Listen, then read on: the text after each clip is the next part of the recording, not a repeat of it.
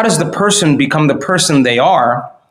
And why do they keep their health condition the same? And well, most people, your brain is a record of the past. It's an artifact of everything you've learned and experienced to this moment. So most people wake up in the morning. If you think that your thoughts have something to do with your destiny, they start thinking about their problems. And those problems are just memories that are etched in their brain that are connected to certain people and objects and certain things at certain times and places.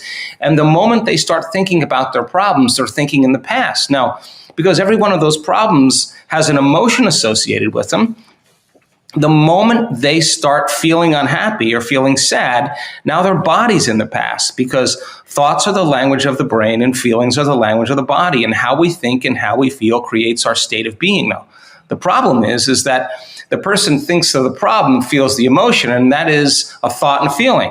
That's an image and an emotion. It's a stimulus and response. And that starts the conditioning process to get the body emotionally conditioned into the past. Now, here's the crazy part about that. The familiar past emotionally is producing dramatic effects on the body, because the body is so objective that it does not know the difference between the real life experience that's creating that emotion and the emotion that person is fabricating by thought or memory alone.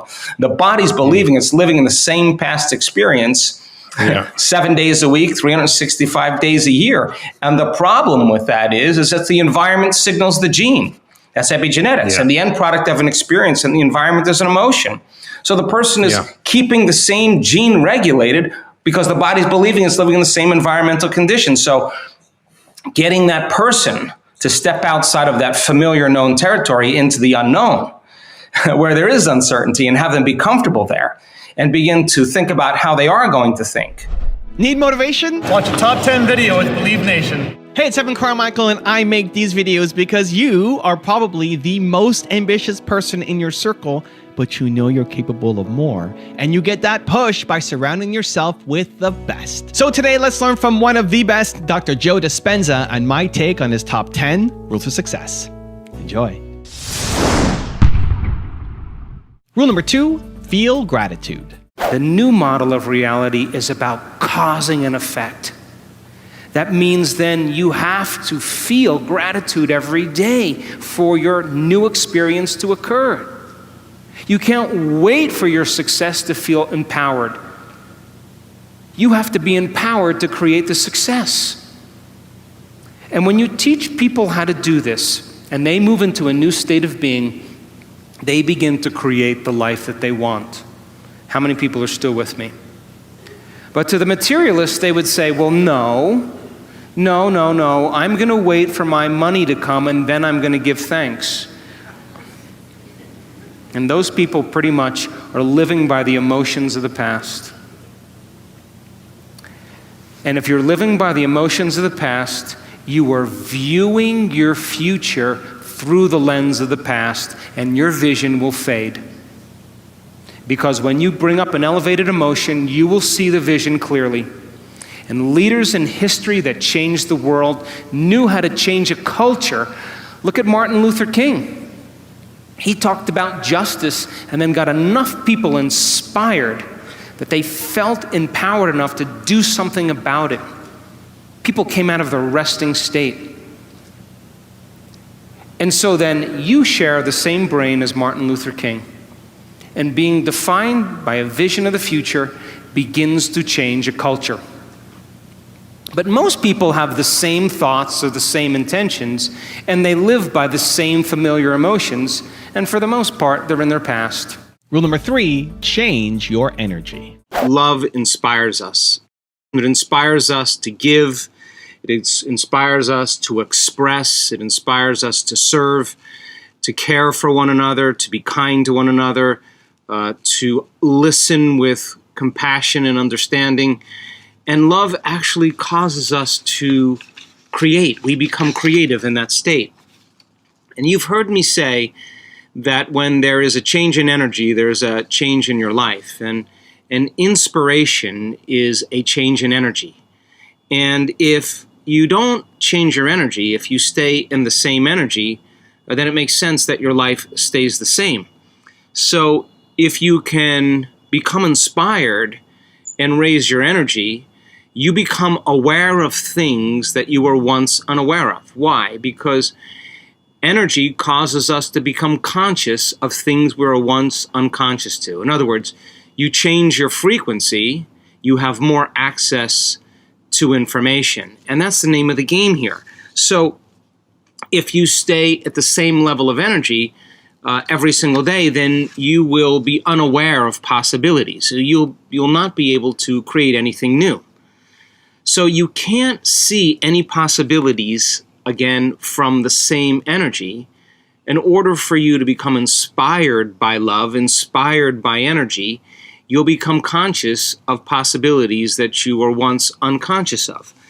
Now, energy or energy in motion, they are emotions. And so if we live by the same emotions every single day, and we haven't changed who we are, and there's a movement happening, or you're in the creative state, and you stay in the same feelings and the same familiar emotions, then you can't see any possibilities because you're looking through the lens of some past experience, and you can only see the same.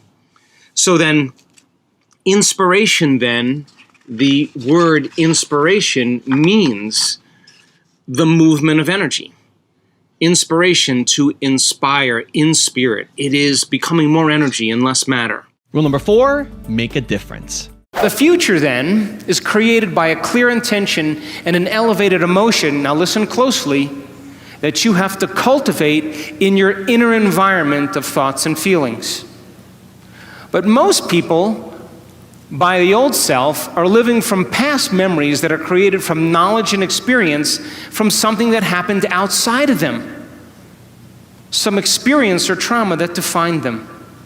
And getting a person beyond the old self, then, is the great work. That's what we're here for.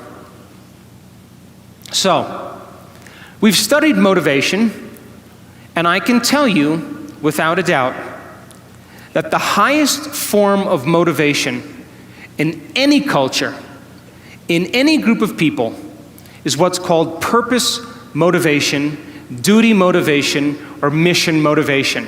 You know what that is?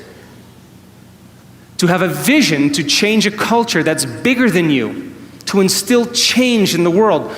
Look at Elon Musk. How many people know who he is? Elon Musk, he created Tesla Motors. You know him? You know who he is? He created an electric car that can go from 0 to 60 in less than 5 seconds. And before him, electric cars were like golf carts that crawled along the road. And he said, I'm going to do this. I don't know how I'm going to do it, but I have a vision. And I'm going to get the best engineers in the world. And instead of creating a new product and selling it to a corporation, I'm going to get a group of people to share the same vision as me. I'm going to change the world by changing our reliance on oil. And I am going to make a difference in the world, and I am going to make a lot of money. Why not? And so people said, no, that's not possible. And he held on to that vision. And now Motor Trend magazine never rated a car close to 100. They rated the Tesla car 103. It's the best car on the road. And it relies on no gas at all. That's a vision of the future. Also, to make sure you're actually taking action after watching this video, I've designed a special free worksheet just for this video. The worksheet will highlight all of the lessons learned in this video, as well as pull out our 3 favorite learnings and quotes that will inspire you to actually do something. The worksheet will also give you space to write down what your key takeaways are and your specific plan of action to make sure you're getting results. If you want the worksheet designed specifically for this video, absolutely for free, there's a link in the description below. Go click on it and start building the momentum in your life and your business. I'll see you there. Rule number 5, make different choices. I got run over by a truck and I broke 6 vertebrae in my spine and I had to make a decision at that time in my life. because the diagnosis wasn't very good and neither was the prognosis. And I had to decide if I was going to spend the rest of my life on addictive medications and with surgical rods in my spine, or if I was going to see if the mind could actually heal the body. And so that was my wake-up call in 1986. And so I just...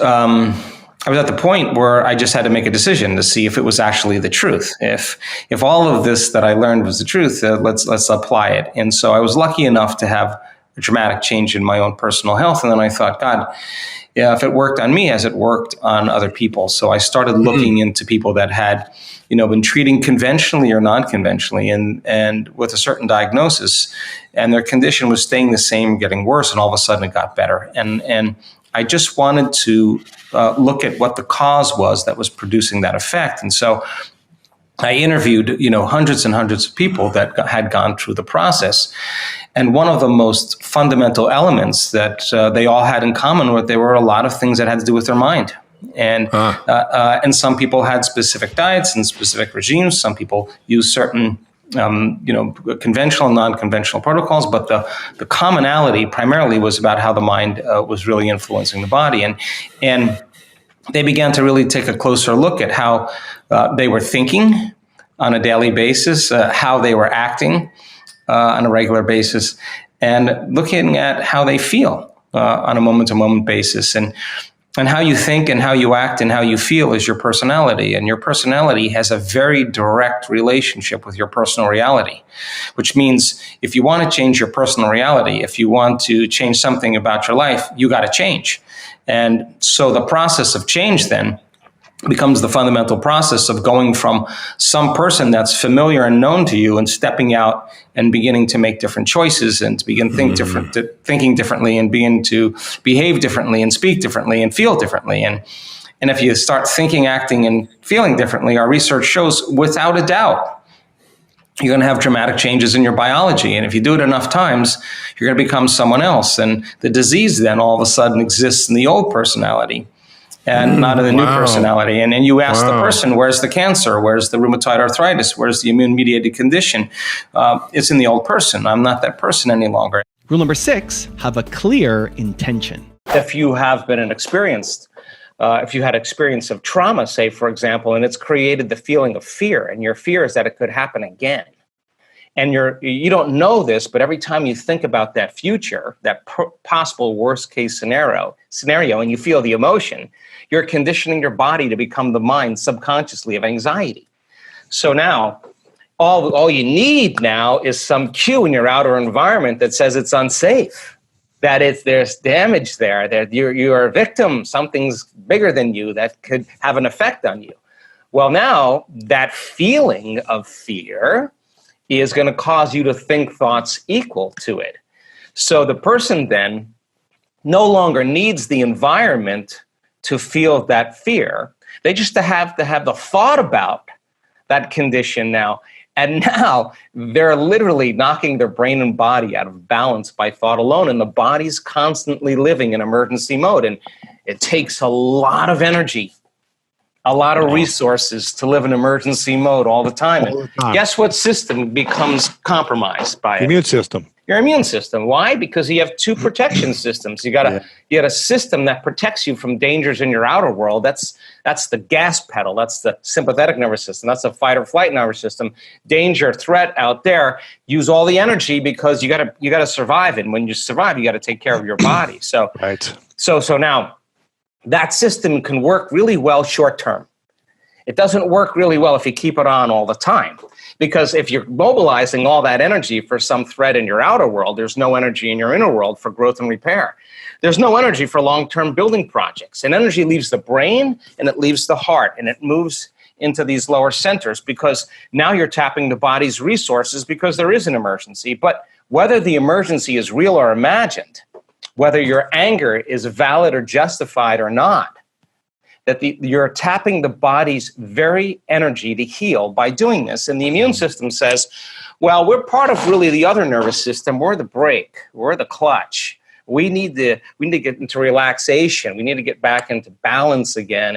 And when we do, then we'll metabolize. Then we'll assimilate. We'll reproduce. We'll excrete properly. Mm-hmm. So So now you got this kind of battle between the gas pedal and the brake, and the immune system says, hey, listen, if there's foreign agents, if there's viruses, bacteria, molds, funguses, listen, we don't have a whole lot of energy here to deal with them because we're fighting this war out there. There's no homeland security. So they shut down certain receptors in the immune system. They shut down function of those lymphocytes, those white blood cells that are your inner army of protection. And it takes a lot of energy to fight a virus and a bacteria. But if there's no energy, hey, listen, it takes energy to raise the body's temperature. Where do you think that comes from? That's part of that branch called the autonomic nervous system. And the sympathetic, the gas pedal, is part of it. And the parasympathetic is the clutch, is part of that autonomic nervous system. And it's a check and balance. Let's talk about the neuroscience of culture, because there is a neuroscience to it. You have a brain that looks just like the person sitting next to you. And if I was to screw off the top of your heads and take out your brain and your partner's brain, someone sitting next to you, and I went like this, and I set them out, you probably wouldn't be able to tell them apart, because you share the same structure in your brain. And we call that universal traits, and we call it gross anatomy. Now, because you share the same brain as the person sitting next to you, you smile when you're happy, you frown when you're sad, you sleep at night, well, this is Mexico, you sleep kind of late at night and get up kind of late in the morning. Come on, I'm kidding. And, you grab a stick the same way, we speak a language, and because we share the same gross anatomy of the brain, we have very universal traits that we have in common. How many people are with me? But now, how your brain is wired is your individuality. And that's the minute architecture or the minute structure of the brain. So then, your brain is wired different than the person next to you because you have different experiences. But if you share the same experiences because you're in a relationship, then you have similar brains that are kind of relating. And relationships are built on common experiences. If we share the same experiences, we share the same emotions. And if we share the same emotions, we can relate with each other. So then, think about it like this. You have a hand. And because you have a hand, you have the same hand as the person next to you. There's only a certain amount of things you can do with your hand. But now, what makes you unique is your fingerprint. That gives you your individuality. And that is really the minute anatomy of something related to a hand. Are you with me? So now, what is the division that unifies both the universal traits and our individual traits? And the answer is culture. Culture. And culture is defined by the environment in which you live, the environment in which you work, the environment of your family. An environment is made up of just a few things. Are you ready? People, objects, things, places, time, pets, and that's pretty much your environment. So the culture of Mexico City is defined by the environment. You eat certain foods, you like certain music, you relate with one another because of the environment in which you live in. And that culture is created from the environment, which is different than the culture of Mongolia, because it's a different environment and they have different traditions, they have different customs, because they've had to survive in a different environment. And so what unifies individual traits and universal traits is called culture. Now think about this. Most cultures are defined by the customs they have, the traditions, the language, their survival skills, their habits, their attitudes, their beliefs, their history, their arts, their social structures that have unified them as an individual culture. Are you still with me? So the people you work with, the people you relate with, the people you interact with, you share a similar culture that bonds you both as an individual and as a species called human beings. And Mexicans are different than Australians because they live in a different environment and they have different traditions. You still with me? But we could say then that culture typically is defined by things that have worked in the past. So then, most cultures then have a choice. To create a new culture means then you have to define your culture as a vision of the future. But most people, their cultures are based on the past-present reality. What does that mean? We are in a changing world. And the world is changing faster than most people can keep up. And if you are going to stay defined by a memory of the past, you will not keep up with this culture because we are creating a global culture. So then, what defines the vision of the future to change a culture? And the answer is a very clear intention, a clear purpose combined with an elevated emotion.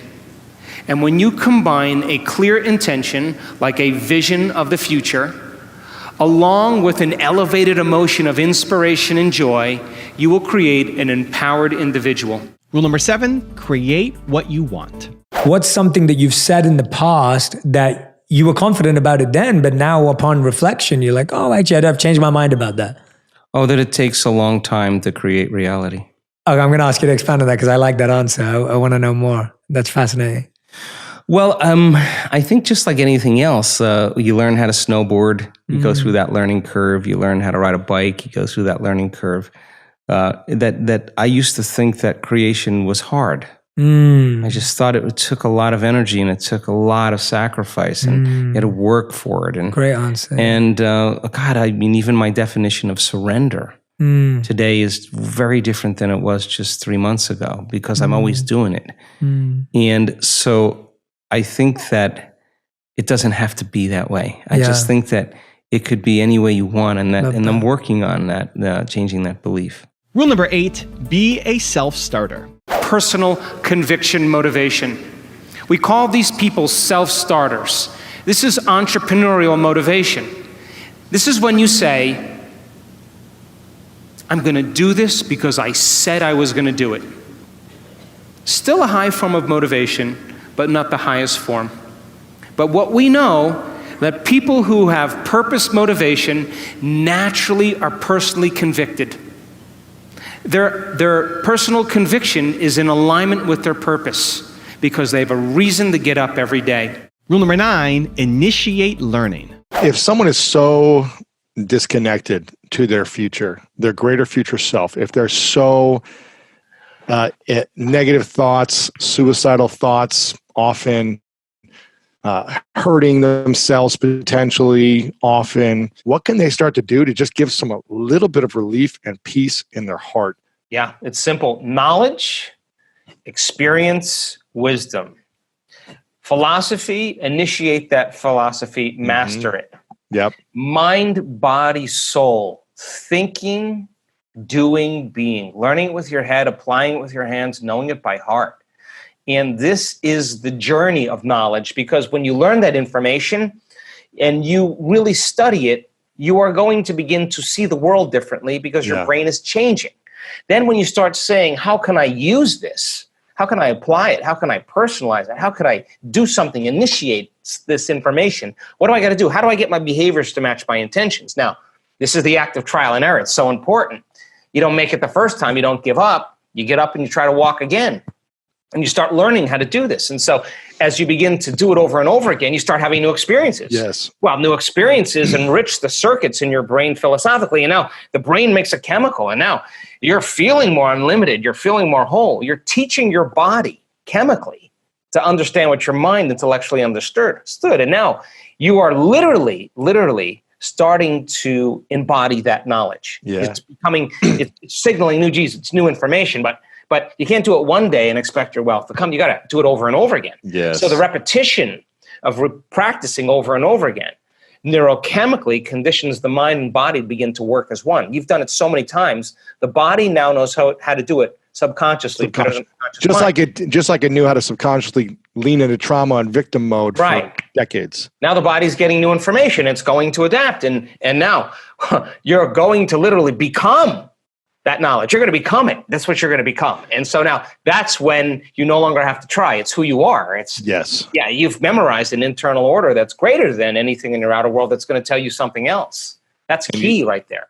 And rule number 10, the last one before some very special bonus clips, is push yourself. I was looking closely, and there are people that do this work, do this transformation work in the meditations that we teach, and they're so impatient and they're so entitled, and they want an instantaneous change from the lack and pain they're feeling, right? That they never overcome themselves in their meditation. They never overcome themselves in the meditation, and when they finish their meditation, they believe in this work less. Then there are people who say, I can tell you the moment I made up my mind to change, because I had reached the end and I made a decision. And that decision to change carried an amplitude of energy that was greater than the hardwired programs in my brain and the emotional conditioning in my body. And my body literally responded to my mind in that moment, that the choice that I made became a moment in time I would never forget. And they'll tell you, and that's the moment I remembered when I was going to change. Now, those people then, when they sit down to do the work, the chemotherapy hasn't worked, the injections didn't work, the radiation didn't work, the surgery didn't work, the diet didn't work, the yoga didn't work. This is now their end. They have nothing else to believe in but themselves. And they go all in, not 50%, not 60%. They're going all in. They have nothing else to believe in. Now listen, when they go a little bit outside the known, they went a little further than where they normally would stop. They pushed themselves to that next limit. They started believing in themselves that they could do it a little bit more. They finish the meditation and they get up and believing it's working more than working less. They're the person that's believing in themselves. That's why, because it's not the work. It's your belief in yourself, right? And then when you believe in yourself, you believe in possibilities. When you believe in possibilities, you got to believe in yourself. The concept, the word meditation, literally means to become familiar with. If you look at the symbolism of it and you look it up, it's familiarization. So you sit down and you say, okay, I don't want to be unhappy. I don't want to be angry. I don't want to talk trash about people. I don't want to complain. I want to blame. I don't want to make excuses. I don't want to feel lack. I don't want to have an attitude that's telling me I can. It's too hard. That's the old identity, right? So the moment you start becoming conscious of those unconscious thoughts, the moment you become aware of your automatic habits and behaviors, the moment you can notice that this is actually guilt that you're feeling or sadness or pain, the moment you can become conscious and familiar with those states of mind and body, if you keep becoming familiar with it, if you keep becoming conscious of it, you won't go unconscious. So sitting in a meditation to know thyself, most people all of a sudden, here comes the barrage of thoughts. Here comes the propensities and habits, and here comes the emotions. The body's saying, you normally complain at this time. What are you doing sitting with your eyes closed? Let's think of a reason why you can complain. And the body starts influencing the mind. So if you break it down to for a person to understand, how many times do we have to forget until we start remembering and keep remembering and stop forgetting? That's the process of change. So then you put a person in a meditation and they hear that voice, they hear that chatter, they want to get up and go to the bathroom, they want to check their cell phone, they want to feel angry. And instead of getting up and saying, I can't meditate, see, they're coming to the end of the known. So they want to go back to what's known, right? If you teach the person what to do, and you show them that on the other side of that is freedom, on the other side of that is joy, you got to become so conscious, and it takes a lot of awareness, it takes a lot of energy to sit with yourself long enough to disentangle from those programs. Now, we now know that it's a formula, that if you follow a formula, you will actually start pruning circuitry. You'll stop the conditioning process and move the body out of the past, and it starts liberating energy. And that's energy to heal with. That's energy to create a new life. That's energy to digest again. The body's no longer living in survival or living in emergency. And the majority of people's emotions then tend to be derived from the hormones of stress. And so that we started realizing that the arousal of the stress hormones, the rush of the chemistry, is actually tapping the body's resources. And the stronger the emotions we feel towards any problem or person in our life, the more we pay attention to them. And if where you place your attention is where you place your energy, then you're giving your power away to that person or problem. And if a person can learn to sit in the fire and say, it's not my boss, it's not my ex, it's not my job, it's not the pandemic, it's me. That this emotion isn't serving me because this emotion is the exact emotion that's pushing the genetic buttons that's creating disease. Okay, if I can keep practicing lowering the volume to that emotion, I'll keep taking my attention off that person or problem. And in a sense, the body starts moving back where? Into the present moment. It starts getting relaxed in the unknown. So we started teaching people the process, and by a person overcoming their past, not the trauma, just the emotion. They just have to work on breaking that conditioning process, because if you keep doing it over and over again, a habit is when the body becomes the mind. Now the servant, now the body's influencing the mind. So we teach a person then how to break that conditioning process. The body starts moving into the present moment. It's no longer in the same environmental condition. And then all of a sudden, we start to see some pretty dramatic changes in people's health. You think 60 to 70,000 thoughts in one day. Out of those 60 to 70,000 thoughts that you think in one day, 90% of those thoughts are the same thoughts as the day before. So if you believe that your thoughts somehow are connected to your life, then the same thoughts always lead to the same choices. The same choices always lead to the same behaviors. The same behaviors create the same experiences, and the same experiences produce the same emotions. And those very same emotions drive the very same thoughts. And your biology, your neurocircuitry, your neurochemistry, your neurohormones, and even your genetic expression is equal to how you think, how you act, and how you feel. And how you think, how you act, and how you feel is called your personality.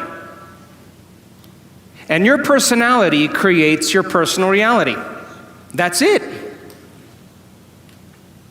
So then, if you wanted to create a new personal reality, a new life, then you would have to start thinking about what you've been thinking about and change it. You would have to become aware of your unconscious thoughts and observe them. You would have to pay attention to your automatic habits and behaviors and modify them. And you would have to look at the emotions you live by every single day that are connected to your past and decide if those emotions belong in your future. You see, most people try to create a new personal reality as the same personality, and it doesn't work.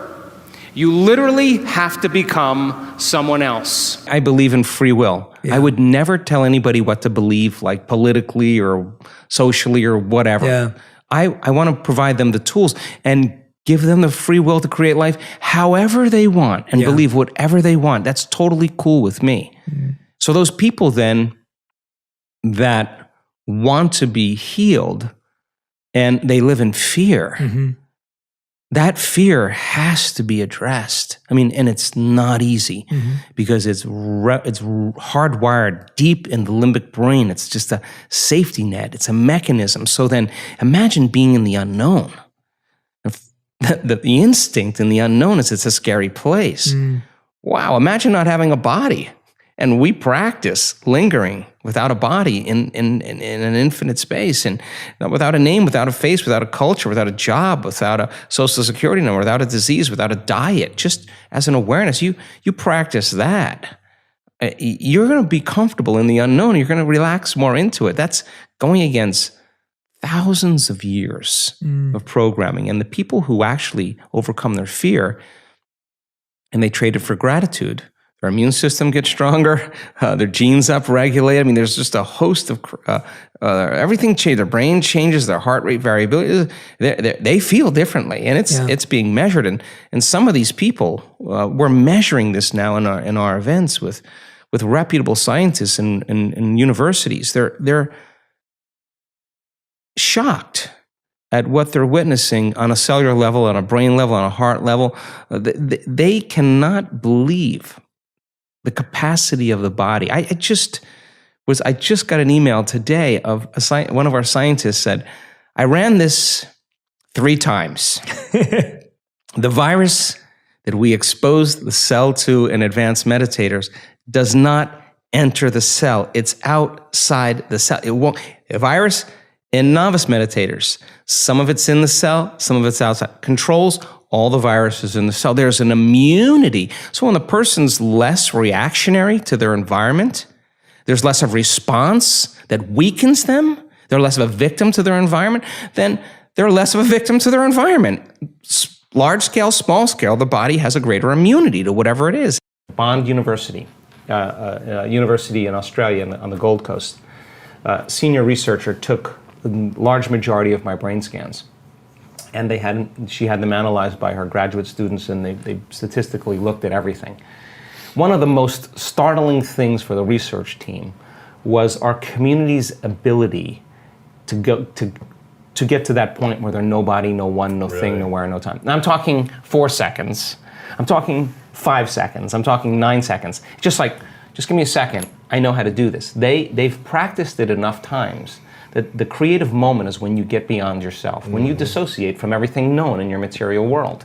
Turns out when you do that and you start changing your brainwaves slow down into alpha and theta, you're suppressing the memory bank of the known self that keeps you plugged into 3-dimensional reality. When you quiet down this mechanism, now all of a sudden you start connecting to that field. And when you can stay conscious in those subconscious realms, when you can literally regulate and change brainwaves, now you're in the operating system where you can make those significant changes. Here's the deal with trauma, and it's kind of an interesting thing because when you're traumatized, some threat or some danger or some condition in your outer world, through your senses, is changing how you feel in your inner world. And the quotient of change between the way you normally feel in some alarm state, when you change your internal state and move into that emergency mode, you narrow your focus on the cause, and the brain freezes an image and takes a snapshot, and that's called a long-term memory. And now that image is branded holographically into the brain. So then we remember experiences better because we can remember how they feel, and that memory then changes the person's biology. So they think neurologically within the circuits of that experience, and they feel chemically within the boundaries of those emotions, and how we think and feel becomes our state of being. So now the person biologically is changed, and many times it's the strong emotion that begins to select and instruct the gene that creates disease. Why? Because if the environment signals the gene, and that's a truth, that's epigenetics, and the end product of an experience in the environment is an emotion, the emotion that you feel from that event is literally selecting the gene for you to begin to change. And the genes make proteins. And so the person, if it's strong enough, begins to wear their trauma, not just in their brain. Now it's in their body, because every time they think about that trauma, every time they review it, every time they keep creating the imagery, they keep firing and wiring the circuits in their brain, and they keep feeling the feeling emotionally in their body. And their body is so objective that it's believing it's living in the same past experience 50 to 100 times a day. And all you need is a stimulus and a response, an image and an emotion, a thought and a feeling, and you're conditioning the body into the past. Well, you're conditioning the brain and body into the past. Why is our memory for pain stronger than our memory of a success or a joy? I really think that when the survival gene is activated, preservation is the key. So we can have 10 things that happen really great in our lives. You have a family member or somebody you know that does this. They have 10 really great things happen in there, one thing bad, and they focus on that bad thing. Why? Because the survival gene's activated. They want to make sure it doesn't happen again. So you put your attention on it because you don't want it to happen again. So what people do when they're aroused is they start thinking it's going to happen. And so they actually select the worst case scenario in their mind and then emotionally embrace that future before it happens. And they're conditioning their body to become the mind of anxiety and fear. So in preservation and in survival, if you prepare for the worst, anything less that happens, you have a better chance of surviving. So that's the mechanism that takes place. So survival means you better take care of your body. Yeah. You better be aware of your environment and make sure there's no threats. And so you got to keep your eye out there. And you better be thinking about the future based on what you learned in the past. Now, there's nothing wrong with that when the analytical facilities are in balance. But when there's an arousal, there's three things that create arousal: fear, hostility and anger or aggression, and pain. And that arousal drives the brain into these high states of what we call high beta. And most people need something or someone or some circumstance or some drug or some pill or some computer game to change that internal state. And the moment they notice a change in their internal state, then they pay attention to what's causing it. And they start developing a dependency on it, right? So it turns out that when we teach people how to self-regulate and change their brainwaves, we could actually see then that the incoherence, the disorderliness that's taking place in the brain, when you're over-aroused, you're overly analytical, and you're shifting your attention from one problem to one person to one thing to one place to another problem to another circumstance to your phone to your car. And each one of those elements has a neurological network in the brain. So the arousal causes these different circuits to fire out of order, and the brain is incoherent. So take two waves that are out of phase and mix them. When they interfere, they flatten out. There's no energy. So energy leaves the brain, right? So then when you're in arousal, you narrow your focus on the cause. If there's something rattling in the bushes and it's dark, you freeze and you narrow your focus on it, and there's a rush of adrenaline and your pupils dilate and your heart starts to race and you're ready to run, fight, or hide. I mean, that's a survival moment. But what if it's your coworker sitting right next to you or 6 feet away and you're judging them? The same arousal's taking place. And what's once very adaptive becomes very maladaptive. And this is where it gets challenging. So when we teach people how to open their focus, we've done thousands and thousands of brain scans, and they get beyond their analytical processes and they open their awareness and go from a convergent focus to a divergent focus, and they learn how to relax and regulate. Their brain waves start to slow down into alpha. And then if they do it properly and they're connecting those different compartments of the brain that were once firing out of order, start to unify. Different communities form bigger communities. The brain starts to synchronize. And then all of a sudden you start seeing different compartments of the brain all in resonance. So now when they're all in resonance and they start interfering, when those waves come together, there's more energy in the brain. So when a person dials down the mechanism, this neocortex that plugs us into three-dimensional reality, that keeps us aware of our body, that's the autobiographical self, where everything's stitched in memory in there.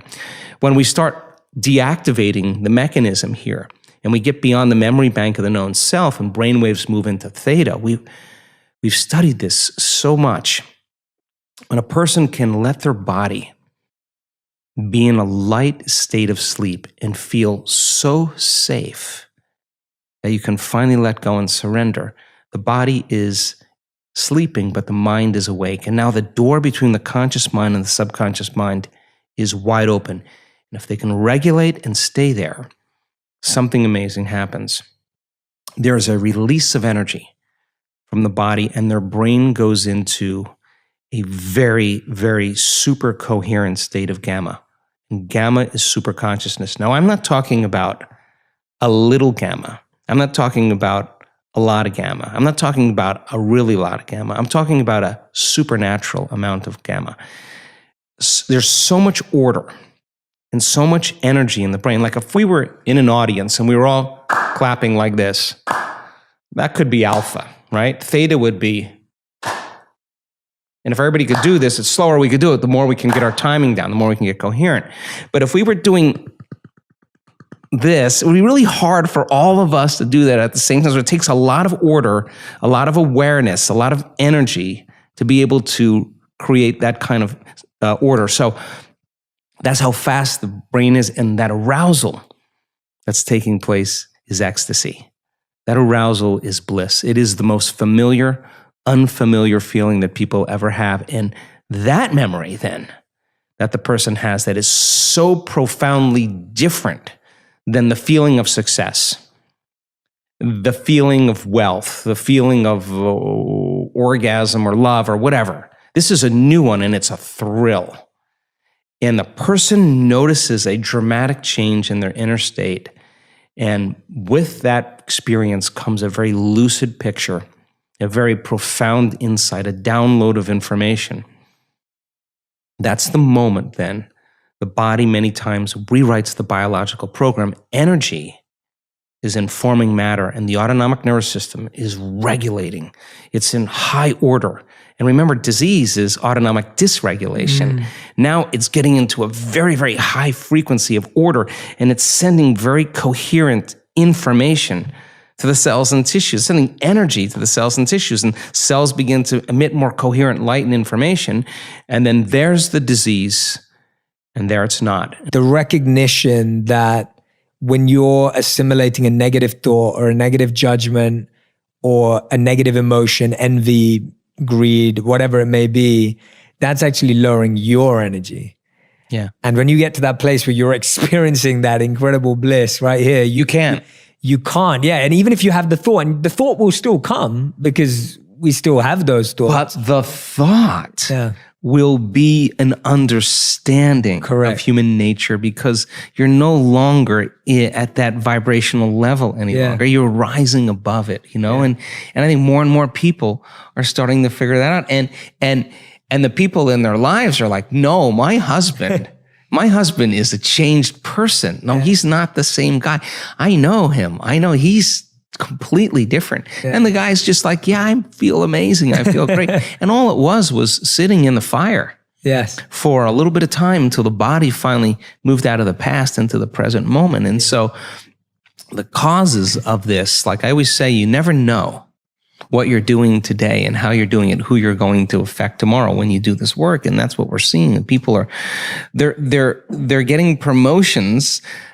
They're getting all these wonderful things, not because of anything that they're doing. They're just different. And people notice that, and they want those people in the position to make better decisions for the whole. And I think that's how we change the world. In our community, at least, people who have relationships that are built from our community tend to be more long-lasting because they're more self-aware. And so there's no blame, there's no excuses, there's no make wrong, there's no competition, there's none of that. There's just, this is who I am, And I think that the ultimate goal is when you reach the point in your life when how you appear to the world is who you really are, that level of transparency it takes no effort. You can be yourself, and people say to me, wow, you're pretty approachable. And I say, well, God, I work so hard every day on overcoming myself in the morning, overcoming my ego. Why would I want to build it up the next day? Because I got to face that guy again tomorrow morning. So why not just keep, taking those edges and smoothing them down so that you're less unconscious to all of those programs that are built in relationships. And you asked is it possible then that people can heal that quickly in 1 week? Yeah, because what if they create an inner event that carries an amplitude of gratitude or joy or freedom? Break through from the chains of the past. And when the body is liberated and you feel that elevated emotion, the stronger the emotion you feel from that breakthrough, the more you're going to pay attention to the image in your mind. And now you're beginning to brand new circuitry in the brain, and your body's being conditioned into a new future. And the stronger the emotion you feel, and the more you pay attention to the picture, the more you're conditioning the body over time to the future instead of the past. So now you keep knocking on that genetic door emotionally, then that emotion ultimately signals a new gene that upregulates that gene to produce better proteins. And the person then all of a sudden starts healing. And we have research to show that people can do that in 4 days, signal genes to reduce cancer cells and growth, to signal stem cells to suppress to go to active tissues and repair them and regenerate them and suppress inflammation. You come with a lot of genes, and they're just a library of potentials. They're just a storehouse of information, of possibilities. So then you got to get the right signal, the right lock into the key that begins to select and instruct genes that cause genes to make different proteins. And you can regulate so many different genes, the same genes, you can regulate them differently. So when they upregulate, they start producing really healthy and robust proteins. And that's enzymes, that's tissue, that's structure, that's function, that's hormones. It's immunoglobulins. When they downregulate because of some alarm, when there's not a lot of energy for long-term building projects, well, then you keep doing that. Then the body starts producing cheaper proteins. It's a different signal. It's not a time for growth. When you hit pay dirt like that, when you connect to the field, when you connect to the divine, whatever you want to call it, when your consciousness merges with a greater consciousness and that arousal creates ecstasy, bliss, oneness, whatever you want to call that, you realize that it never came from anything out there. It didn't come from the wardrobe or the facelift, the sports car, or whatever. It came from within you. And so you stop looking out there for it. And now the love affair begins. And you never want to miss a date because it's just too good. So that memory then, that is what I'm after.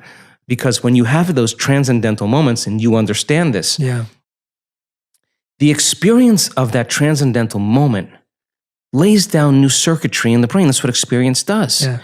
And the experience produces a feeling, but it's not chemical. It's electric and it's orderly, and every cell of your body is jiggling in an order. And you're aroused and you're awakened, right?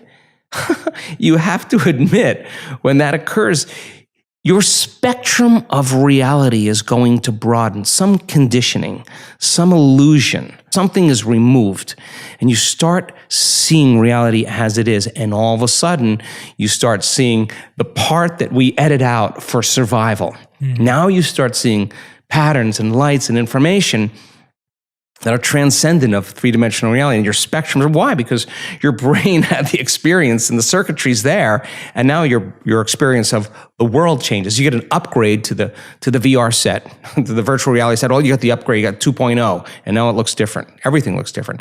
Everybody looks different. The world, you're seeing beauty more. Well, and there's more holism and more connection and sounds and words and music and sense and sight and light is all working together. That's the blessing of an awakening, right? That's where we're going. What do you think humanity's challenge will be over the next decade as we enter 2020? Back to the principle, Louis, of just different paradigms beginning to collapse. Economically, politically, socially, environmentally, religiously, education, journalism, medicine. They have to move into chaos. And chaos is just unpredictable. Because they're not working. Yeah, exactly. But now here's the challenge for humanity. You have one of two ways to embrace the breakdown of those paradigms. You can face them with anger and hostility and fear, and you are only contributing to more of it. We have to see that those breakdowns are essential for something greater to happen. Now, we can't wait for governments to take care of us. We can't wait for medicine to give us a drug that's going to heal us from a condition. The truth is, with a greater level of consciousness, the change in awareness because of information, the greatest challenge we have as those paradigms break down is to no longer emotionally react in the same way and be victims. You can't say, this president, this person, this whatever, is actually making me feel this way and think this way. Basically, you're in the program that something outside of you is controlling you, how you feel and how you think. So then to self-regulate then is to say how I think and feel is going to change my outer environment. So then we're all faced with great opportunities brilliantly disguised as impossible situations. And we are at that point, at that nexus point in our evolution as a species. So then you don't try to fix that.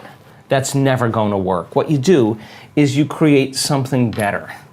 And then everybody just naturally just leaves that and goes here. Now, it used to be some people would just come here and the majority would stay here because they're clinging to what they've been programmed or believe in. But now, because of information, everybody's like, that's not going to work. I already know it's not going to work, and I don't care what anybody says. This is working for me. So people are moving to new applications, to new paradigms, because it's working for them. So as long as we don't emotionally react to the breakdown that's happening currently in the world, and chaos is just unpredictable order, you know, as things move towards disorder, the novelty that's being created is literally chaos. Because the known and everything staying the same is order. But as you step out into that unknown, you're having the chaos is unpredictable order being expressed through novelty. And we have to be able to learn how to take that disorder and with the application of brain and heart coherence, create more order. So you can't just say, hey, I'm standing up for peace, and you know, and being miserable with your coworker. You don't get to talk about peace until you're the living prayer of peace. Not just we know crime rates go down and violence goes down when there's peace projects in communities where there's meditation on peace. But when those peace gathering projects end, you know, you see that crime and violence and everything returns back to the same level. So it's not enough to just think it. We got to demonstrate it. So if I'm demonstrating peace and you're demonstrating peace, somebody else, because of mirror neurons, is going to go, wow, that person's unpredictable. Wow, they're different. It's given me permission to do the same. So I think that ultimately moving into that state of being, you know, as human beings, and creating unity. That, you know, you keep watching so many programs on television that talk you into prejudice, that talk you into separation, that talk you into fear, that talk you into violence, that talk you into war, deceit, negativity. You're not going to trust anybody. In fact, you're going to see difference between you and me or anybody, because that's what separation does. But when you're heart-centered and you feel connected, you don't see the person any longer, right? You see something transcendent them. You see an essence, right? Yeah. And I think if you do that really well, that kind of emergence of a new consciousness that's less dependent on all of those outer things is really difficult to control. And if you want to control a community, control their emotions and control them in survival. Right. When you overcome your emotions, you can see the hidden meaning behind all things. And when everybody's looking this way, you may be looking that way, because you understand, look, you've just overcome your fear. You've just overcome your hostility and anger. You've overcome the program of whatever it is. I swear to you, you are going to be able to connect people. And that then is the hope of the future. If something outside of you is controlling your feelings and thoughts, then it makes you a victim to your environment. So you will be more victimized, or you could be more of a victim to other things in your environment. People don't understand this consciously because it's a program subconsciously. So now, if you begin to strengthen your inner environment now, this is where our work comes in, because we have research to show that when you place your attention right here in your heart, this center right here, this is the beginning of our divinity. This is our center of oneness, our wholeness. This is where we begin to feel love, gratitude, compassion, kindness, care, freedom, joy. It's all these elevated emotions that are heartfelt emotions. That our research shows that when you begin to teach people how to open this center, and you teach them a formula on how to practice it, that if they did that for 4 days, that they would begin to strengthen their immune system by 50%. And now let me tell you why. Because in the center is your heart, but what most people don't know, there's another gland in there called the thymus gland. Thyme leaf. It's named after the thyme leaf. And the thymus gland has two functions. It has an endocrinological function. It makes growth hormone. That's our youth center. And it makes strong immune chemicals, and it has an immunological function. So when you're living by stress and your heart is racing and you're stepping on the gas and the brake at the same time because you can't run, you can't fight, you can't hide, and you got the gas and the clutch going, energy is going to leave the heart and it's going to the adrenal center, and you're going to cause contraction in the arteries in your heart, and this center will shut down from blood flow. And so there's no energy in the heart. So you teach a person then how to begin to open this center and to start feeling elevated emotions through their heart. And you teach them how to switch or convert from the sympathetic nervous system to the parasympathetic nervous system. Well, all of a sudden now, this thymus gland, which normally shrinks with age, starting at puberty, the fountain of youth now, all of a sudden begins to get new blood flow. And there's new hormones that are signaled, like oxytocin and vasopressin, and all these different chemicals called nitric oxide and endothelial-derived relaxing factor, and the arteries in the heart begin to swell with energy and blood flow. And this center switches on, and now it says, man, this feels good. And this is a time for us to really get back into balance and really let's strengthen our inner world now. And now all of a sudden, this thymus gland begins to make thymosin, which is an important agent that begins to make T cells. And T cells have little receptors on them called T cell receptors. And when those T cell receptors are robust and strong, those cells make proteins, and they make what's called antibodies or immunoglobulins.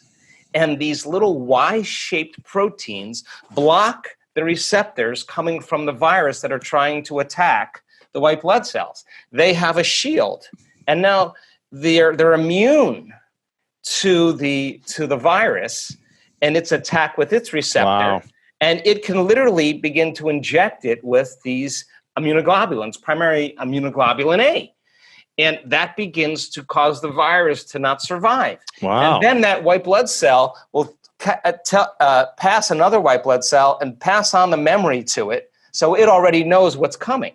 So now, all of a sudden, you're making these immunoglobulins, and now your inner world now can combat anything that's a foreign agent, and even cancer cells. If you're alive in this world and you haven't been experiencing the quickening, I said to someone the other day, the day where you end your day and feel complete because you finished all your work, you'll never have that. And, there's always more emails and more things to check, right? So the demand has pressed us into this crazy realm of multitasking, and I think that you start shifting. Where you place your attention is where you place your energy. So if you're shifting your attention all over the board, your energy is scattered. So then when you start disconnecting from everybody, your boss, your coworker, the news, your cell phone, your computer, and you start going this way, I think it's into the present moment. Then if where you place your attention is where you place your energy, and you're truly in the present moment, you got a lot of energy to execute. You got a lot of energy to use, and you want to be able to do that eyes open. The more scattered your energy, the less you have to focus on pushing one thing forward. That's why people's dreams don't happen, because too scattered. There's no look. If you keep putting your attention on some future experience that you are imagining with your mind, your body's going to follow your mind right there, because that's where your energy is. But if you're putting your attention on everything known in your life, the shower, the coffee maker, the toilet, and your body's following your mind every day to the known. But we want your body to follow your mind to the unknown, right? Enough people get to doing that, and you could do better in creating things in your life. That we see this. Wealthy people in our work that have focused on wealth, some of them living in the backseat of their car, some of them bankrupt that now have multi-million-dollar companies. What do you think they want to do with that money? They want to give it away. Give back. Let me tell you why. Not because of any other reason, is that they now know that they could create more. Right. Well, why, if you're abundant, why abundance to me has changed? Abundance means I have more than I need, like way more than I need. So if I have way more than I need and I know how to create it, then take it. I'll create more of it. So now you're no longer holding on in scarcity. You're making a difference. So wealthy people that have created a lot of wealth in this work, they want to give back. They want to make a difference. And I think that that's how we're innately wired. I think we're all innately wired to care for one another, to make a difference. And the living organism, our community, We heal one another. That's what we do. Right. We inform one another. We encourage one another. We support one another.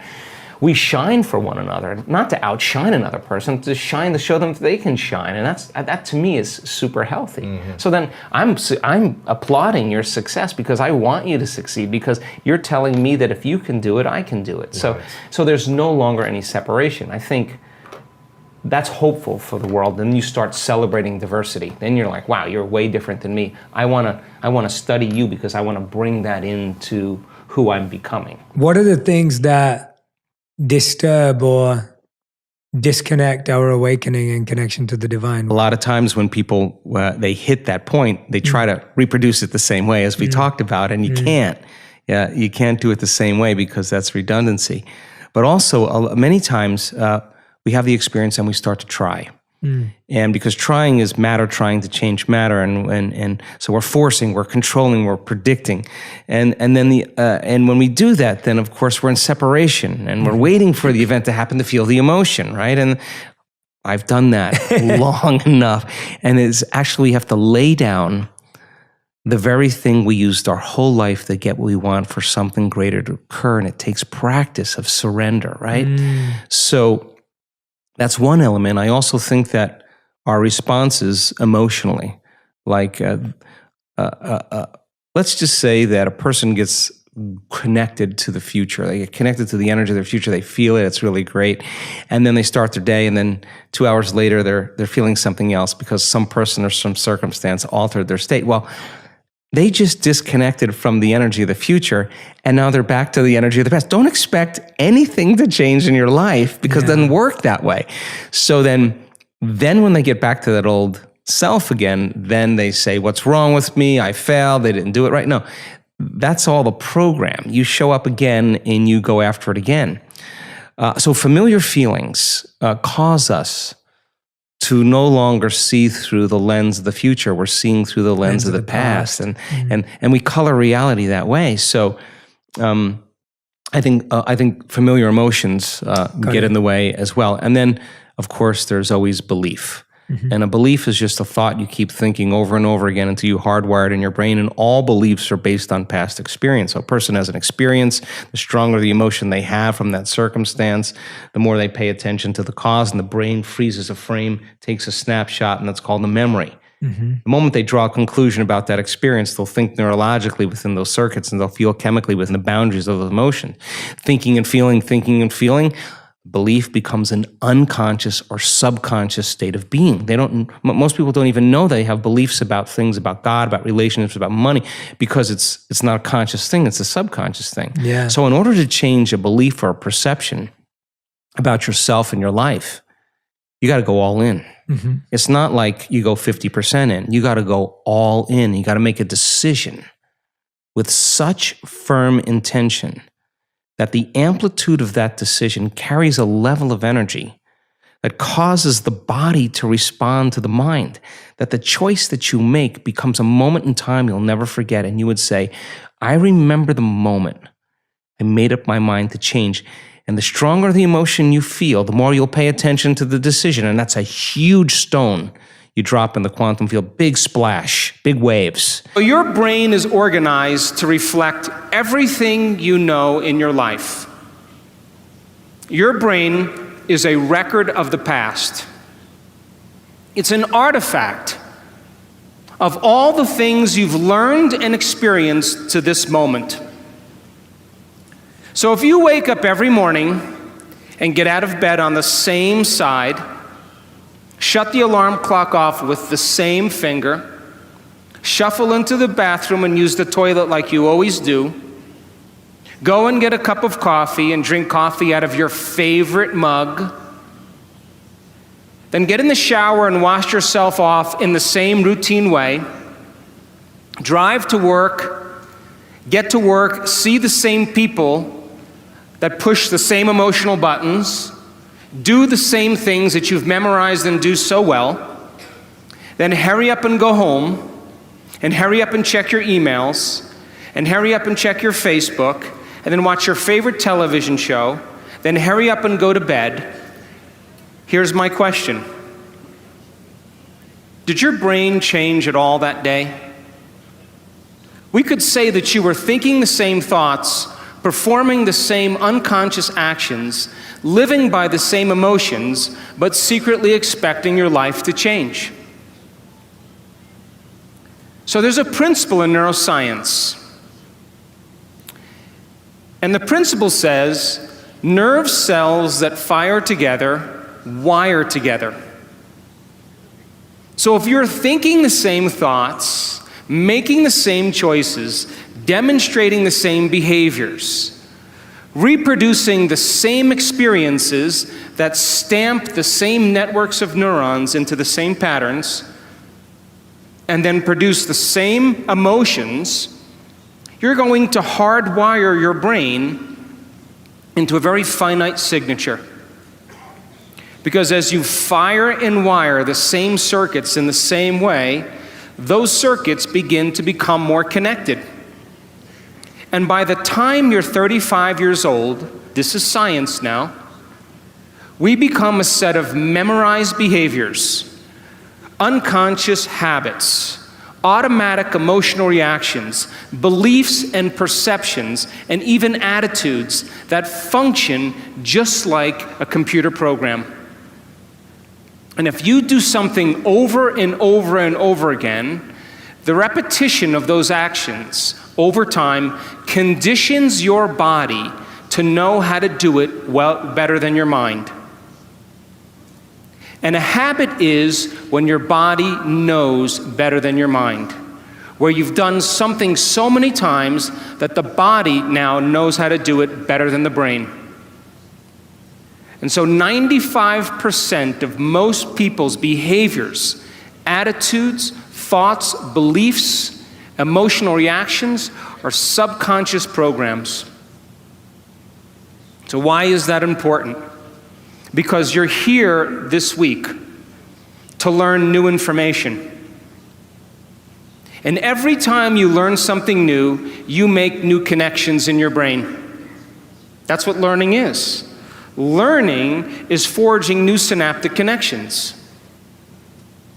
Physical evidence as a result of your interaction in the environment and the footprints of consciousness is called learning, making new connections. And the Nobel Prize laureate Kandel in the year 2000 found that when people learned one bit of information, they doubled the number of connections in their brain from 1,300 connections to 2,600 connections. But if they didn't review that information, if they couldn't repeat it, if they couldn't remember it, those circuits pruned apart in hours or days. So if learning is making new synaptic connections, then remembering is maintaining and sustaining those connections. Your body rejects viruses all the time. Of course. It has memorized certain viruses that you've been exposed to. It has memorized certain bacteria that you've been exposed to. And it's beaten those viruses. Not every virus wins in the body. The body has an intelligence, and it has quite a library of memories in the white blood cells. So your body is fighting viruses and bacteria all the time. There's a constant competition going on. Really? So our research shows that 4 days of opening your heart releases immunoglobulin A, your body's primary defense against bacteria and viruses. It's better than the flu shot. It's the body's natural flu shot. And that's the innate intelligence of the body saying, I got this. I got a lot of energy. In fact, I got a surplus of energy. In fact, I'm radiating energy, and now too much energy. Outer world. Now my outer world is not controlling my inner world. My inner world now is functioning independent of what's going on in my outer world. And now you're manifesting. You're manifesting. Now you got it. Now you're in a creative state. People are coming to you. Yes. Right, exactly. Now you're a magnet. Now you have a field, right? And you have energy to heal. And our research shows that that field around your body will actually expand. You radiate more light and information. Cells are getting new information that are causing light to be exchanged between cells and information. Now the body's getting an upgrade. So that immunoglobulin A in 4 days went up 50%. So now we know that if it's going up 50%, that then the immune system was getting a new signal. And nitric oxide then causes another chemical to activate the arteries in your heart to swell. And now, just like when energy moves into your sexual organs and it swells with blood and you have energy there, the same intensity it moves into your heart. And now the heart is activated. And what do you feel? You feel an incredible amount of love. Yeah, and love. you feel whole. And now the more whole you feel, our research shows, then the less separate you feel from the things you want in your life, because you feel like you already have them. You only want things when you're in lack, but when you feel whole, then it feels like it's already happened. And that tends to be the exact emotion that causes those synchronicities and serendipities and coincidences to happen in our life. And you say to a person, what are you doing? And they're saying, I'm not doing anything. I'm just so loving happy. Life. I'm being myself. Right. Exactly. I'm free from the past. I'm free from my story of the past. In fact, I'm more connected to the energy of my future than I am to the energy of my past. I think that if we share the same experiences, because we like the same things, we share the same emotions. And if we share the same experiences, we share the same emotions, I can relate to you, so we can exchange ideas and information. Yeah. And if we share the same energy, energy is information. So many people, as an example, they use each other to reaffirm their dependency on suffering. So I suffer more than you say you suffer more than me. We have this thing, we just complain with each other. Well, that's the same resonance, the same frequency, and there's a match, right? But it goes to the same means if you're someone has a accountability partner that you exchange ideas like this with, and it's a different frequency and different energy. So when energy comes together and it's constructive, something comes out of it. You feel it, right? You feel an elevation.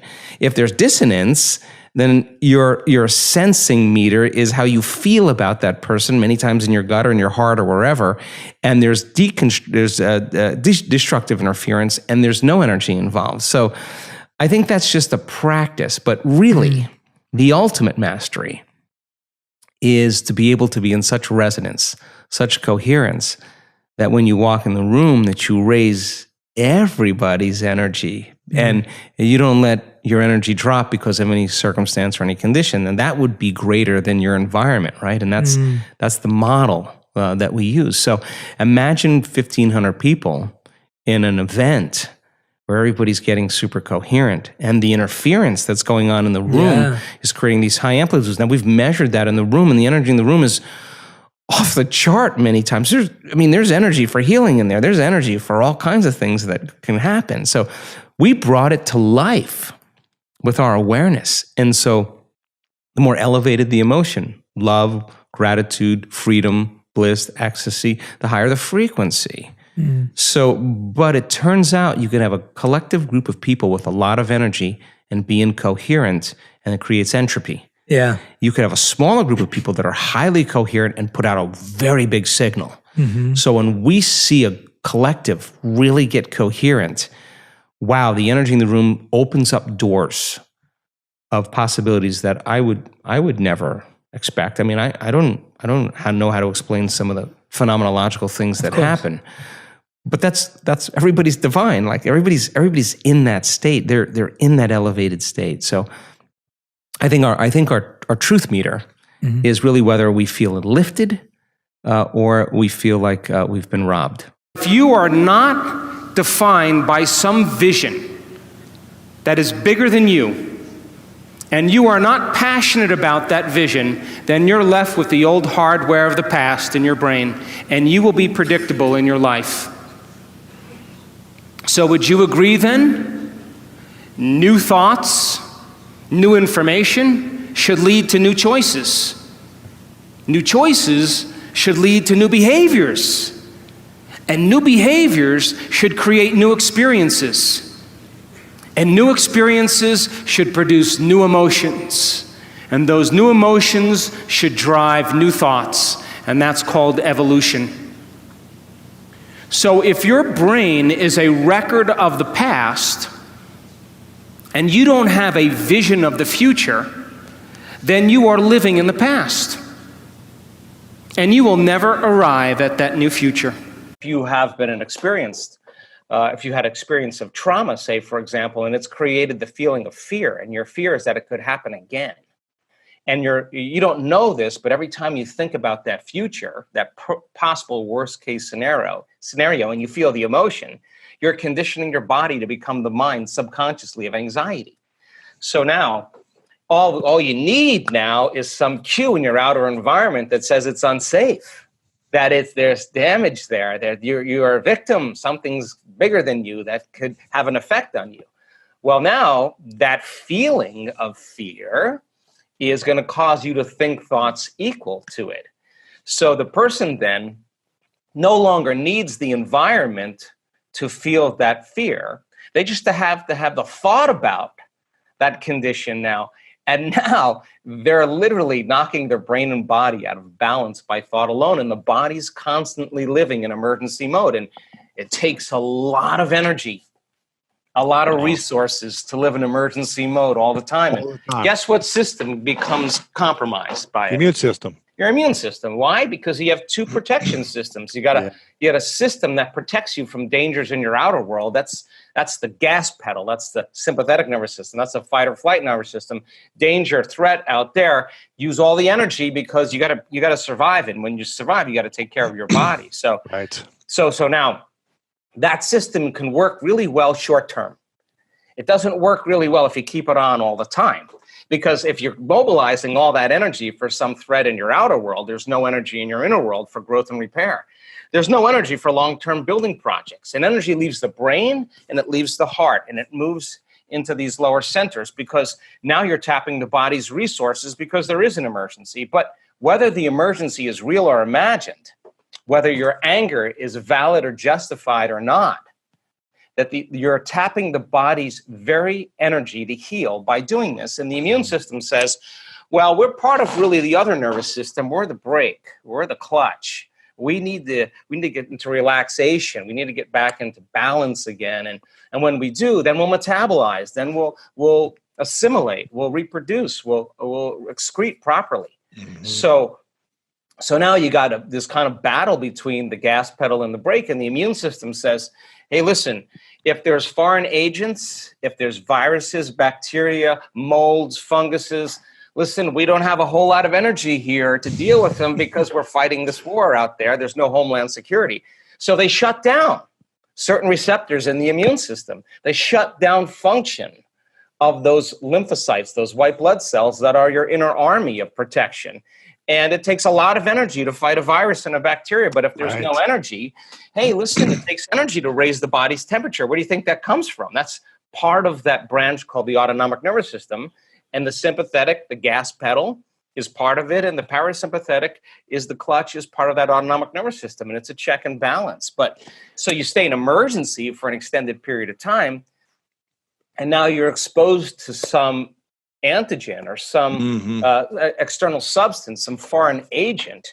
When we become the living example of truth, when we actually embody this, that there are no limits to what we can do. And I'm hopeful with human beings that we have this capacity.